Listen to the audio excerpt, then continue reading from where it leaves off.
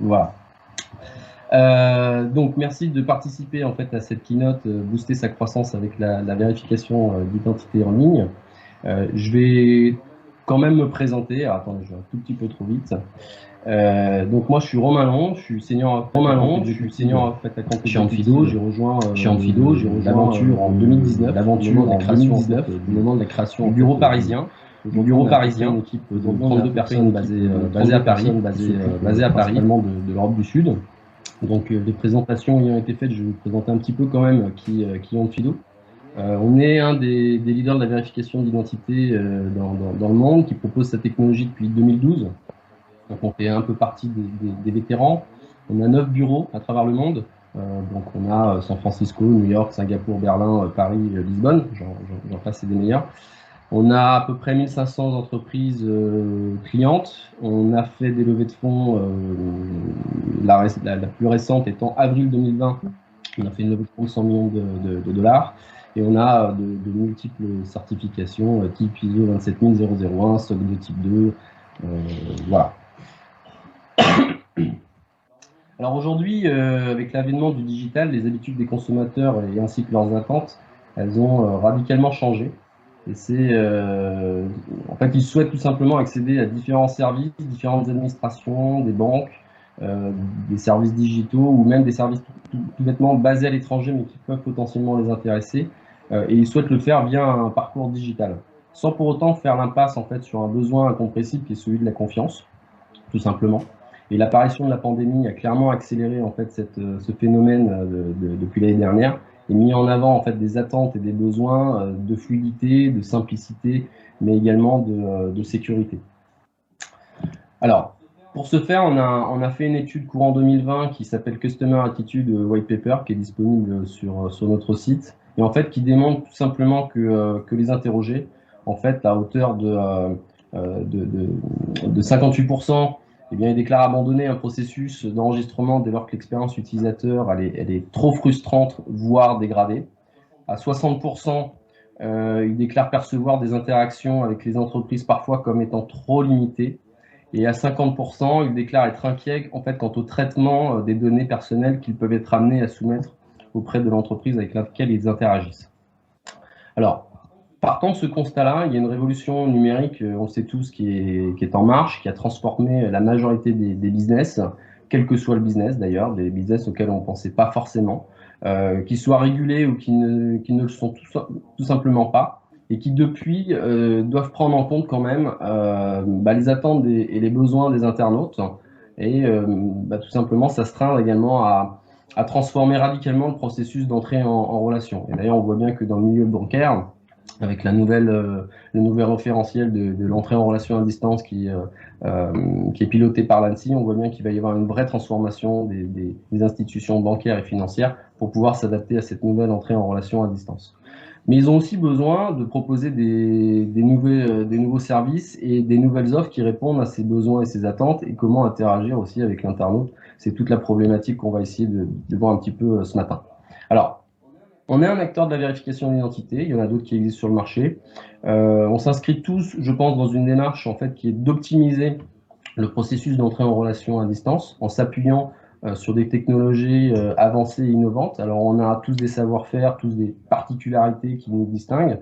Bien souvent, on va essayer de mettre aussi l'accent sur l'utilisateur. En tout cas, nous, chez Onfido, notre ADN, c'est vraiment d'avoir l'utilisateur final en tête, mais ça peut être également l'utilisateur intermédiaire qui est l'entreprise qui nous emploie. Ils ont aussi besoin de renforcer le sentiment de la confiance entre l'entreprise et son futur client, ou même entre les clients eux-mêmes. Je vais vous donner un exemple qui, à mon avis, va tous vous parler. Aujourd'hui, il existe des plateformes de location de biens immobiliers entre particuliers.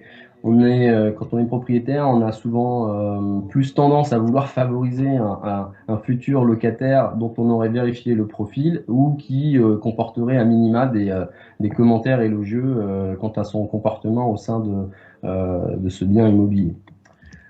Alors, dans les faits, comment ça fonctionne? Là, ce que je vous montre à l'écran, c'est un exemple de parcours de vérification d'identité que l'on opère chez Onfido. Alors, il en existe bien d'autres. Toutefois, le nôtre s'articule autour d'un processus qui est assez simple, qui en en l'occurrence, ne négligera pas non plus l'aspect sécuritaire, mais qui surtout fait la part belle à l'expérience utilisateur. Et c'est un processus qui est en 2 étapes. Dans un premier temps, on va capturer le document d'identité afin de déterminer son authenticité, voir s'il n'est pas également déclaré comme perdu, volé.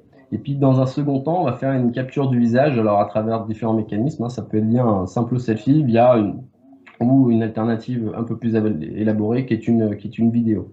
L'intérêt de cette démarche, c'est de s'assurer en fait que le détenteur ou la détentrice du document est bien celui ou celle qu'il prétend être.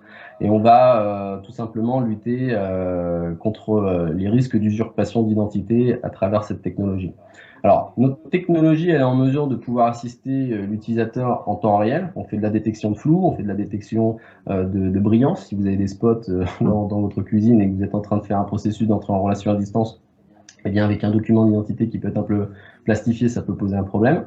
On va être en mesure également de pouvoir détecter une absence de document, mais également assister aussi, et j'insiste particulièrement sur cet aspect-là, les personnes qui présentent aussi des déficiences auditives ou visuelles, puisqu'on met à disposition une technologie qui également utilise le voice-over ou le zoom-in, pour une raison très simple, c'est qu'on veut avoir une approche suffisamment démocratique et s'adresser à tout le monde, quelle que soit, on va dire, son origine ethnique, mais également ses caractères physiques qui peuvent être présents ou malheureusement défaillants. À l'issue de ces 2 étapes, on fournit à nos clients un résultat qui est détaillé et qui lui permettra de pouvoir prendre sa décision avec un certain degré de confiance. Et parfois, ce document a même pu faire l'objet d'une revue manuelle par l'un de nos agents. Aujourd'hui, on emploie un peu plus de 3000 personnes qui sont dédiées à la vérification documentaire en 24/7, 365. Et ça nous permet bien, tout simplement parfois de pallier le manque de l'intelligence artificielle qui aurait pu avoir un doute ou une suspicion quant à un document d'identité. On a fait une étude il n'y a pas très longtemps, en fait en mars 2021, en coopération avec l'usine digitale. Et en fait, on s'est aperçu que 64% des répondants ont déclaré que la principale motivation d'utiliser une technologie de vérification d'identité, c'était principalement pour mieux lutter contre la fraude. 83% nous ont répondu qu'ils prévoyaient en fait dans les 3 prochaines années de mettre en œuvre une solution de ce type en vue de se mettre en conformité avec les attentes des différents régulateurs européens. Et on voit bien que ça bouge énormément en France, mais que la France risque d'être le pilote d'un point de vue régulation auprès des autres régulateurs. Hein. On voit bien que ça bouge en Espagne, en Italie, aux Pays-Bas et puis également en Allemagne, où il y a une vraie émulation quant à ce qu'est en train d'opérer la France. Mais ils envisagent également d'utiliser une solution de ce type pour renforcer les mesures de protection des données personnelles, puisque aujourd'hui, on ne peut pas lésiner sur la sécurité, on traite de la donnée personnelle, donc il y a beaucoup d'utilisateurs qui peuvent être assez sensibles par rapport à ça. Globalement, on met tous en place des mécanismes. Nous, c'est pour ça qu'on est allé chercher une certification aussi de type SOC 2 type 2 qui vient un peu complémenter ce que l'on faisait déjà par ailleurs avec notre première certification type ISO 27001. 85% des personnes interrogées souhaitent utiliser ou perçoivent la vérification d'identité comme un moyen visant à améliorer le parcours global du client et permettant de créer un peu plus de confiance entre l'entreprise et l'utilisateur final. Et cette amélioration, en fait, elle tend aussi à résoudre une problématique qui est celle du taux d'abandon, que certains d'ailleurs constatent peut-être actuellement. Les origines de cet abandon, bien souvent, proviennent d'un parcours utilisateur qui est trop complexe, qui n'est pas assez pédagogique, donc pas assez expliqué, mais également dont le délai de réponse peut être parfois trop long. Aujourd'hui, vous soumettez votre document d'identité, on est tous habitués à avoir un temps de réponse assez court, donc il y a certaines personnes, à partir du moment où ça dépasse un certain seuil, préfèrent tout simplement mettre fin à ce parcours-là. 82% perçoivent les solutions de vérification d'identité comme une aide aussi à la croissance, parce qu'il y a moins de friction à l'entrée, il y a parfois plus de fluidité et ça engendre aussi plus de clients onboardés pour les entreprises. Mais ça participe également à aller capter des utilisateurs qui ne sont pas présents dans votre zone géographique où vous n'êtes même pas vous présent physiquement et qui potentiellement peuvent répondre à votre service ou qui pourraient être potentiellement intéressés à votre service ou offre. Alors, Concrètement, pourquoi une entreprise devrait-elle passer par une solution de vérification d'identité? En fait, on les a listés en 4 gros domaines. Pour nous, les 4 principaux enjeux qui devraient convaincre une entreprise d'avoir recours à une solution de vérification d'identité, c'est améliorer donc votre lutte contre la fraude en utilisant une solution qui est à la pointe de la technologie, capable de détecter les tentatives les plus sophistiquées. J'inclus également tout ce qui est deepfake. Aujourd'hui, les fraudeurs sont extrêmement imaginatifs quant aux mécanismes qu'ils peuvent mettre en place pour essayer de frauder certains systèmes. Améliorer le parcours utilisateur, qui in fine sera aussi un gage de revenus additionnels, hein, puisque plus de clients, potentiellement plus de revenus. Faciliter votre expansion à l'international en ayant un acteur qui soit capable également de couvrir une zone dans laquelle vous avez envie d'aller, où vous êtes présent d'un point de vue digital, qui potentiellement peuvent être intéressantes pour vous. À titre d'info, chez nous, on couvre 4500 documents émanant de 196 pays, donc on n'a aucune restriction quant à la couverture géographique aujourd'hui qu'on peut nous soumettre. Et enfin, il y a une meilleure captation et intégration des données, puisque quand vous récupérez une carte nationale d'identité ou un passeport, eh bien, on va faire une extraction, une classification et une hiérarchisation de ces informations, vous permettant de pouvoir mieux piloter aussi votre back-end.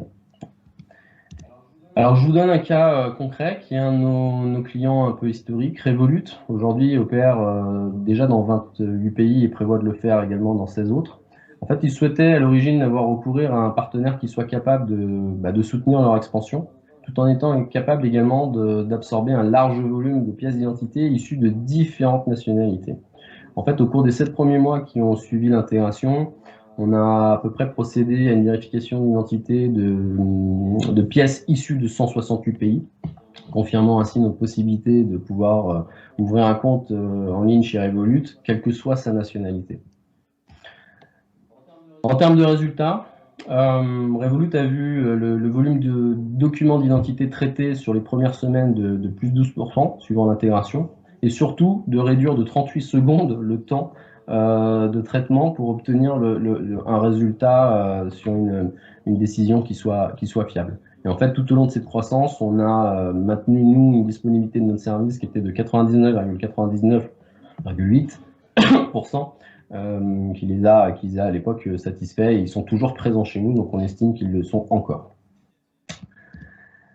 Alors, proposer à vos clients des services de confiance, et si en définitive vous ne deviez retenir que quelques éléments quant à cette keynote, en fait, à l'heure du tout digital, il y a bon nombre d'utilisateurs qui s'attendent à interagir avec des entreprises en ayant une expérience qui soit fluide, sécurisée, donc non dégradée également, mais qui soit surtout, et je pense que c'est peut-être le point le plus important, créateur en fait de confiance, tout simplement, entre le service que vous proposez, la promesse que vous proposez, mais également ce que l'utilisateur est en droit d'attendre. Et en fait, pour nous, la confiance, c'est vraiment l'élément clé, parce que sans la confiance, tout simplement, vous n'arrivez pas à dégager, on va dire, plus d'utilisateurs, enfin plus de revenus liés à une utilisation de plus d'utilisateurs.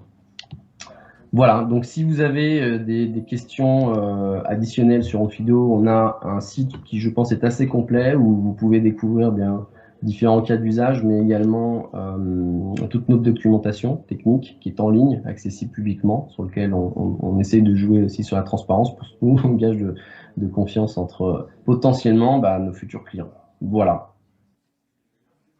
Merci beaucoup Romain. Merci Clément. Merci à vous et une très bonne journée.